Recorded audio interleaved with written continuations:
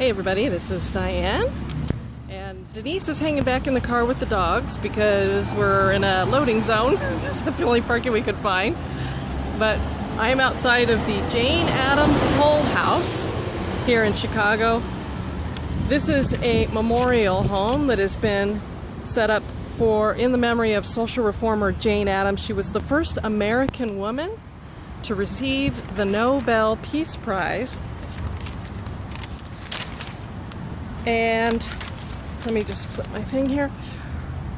Her colleagues whose work changed the lives of their immigrant neighbors, as well as national and international public policy. Of course, we wouldn't be here unless it was a haunted location, so this is a haunted location. It was haunted even before Jane Addams got here. She repurposed this home as a settlement house, but it was originally called the Hull House. You may have heard of it in regards to the devil baby. A child rumored to have been born in 1913 with cloven hoofs, horns, reptilian skin.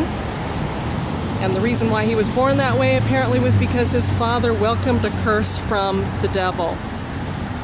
Jane Addams believed that the devil baby really had been here at her home.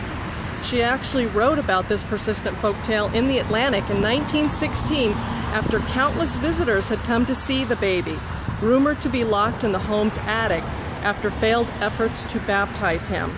So here's what Jane Addams actually wrote about this. Many of them who came to see the devil baby had been forced to face tragic experiences.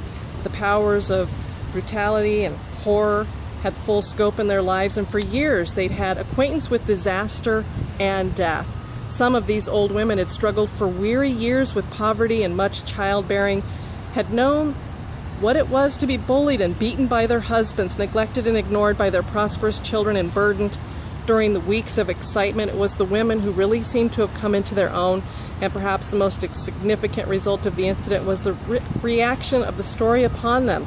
It stirred their minds and memories with a magic touch, it loosened their tongues, and revealed the inner life and thoughts of those who are so often inarticulate.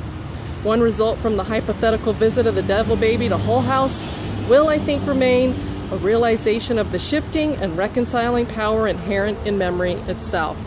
So even though she was a learned woman and somebody given the Nobel Peace Prize, she believed in such things as devil babies. Now I'm looking here. I'm not sure what would be considered the attic room.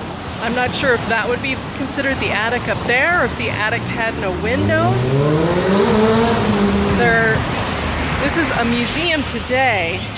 It has a nice little courtyard here, and then there's another building that seems to be connected to it through the walkway. So I'm not sure if this is also considered to be a part of her house.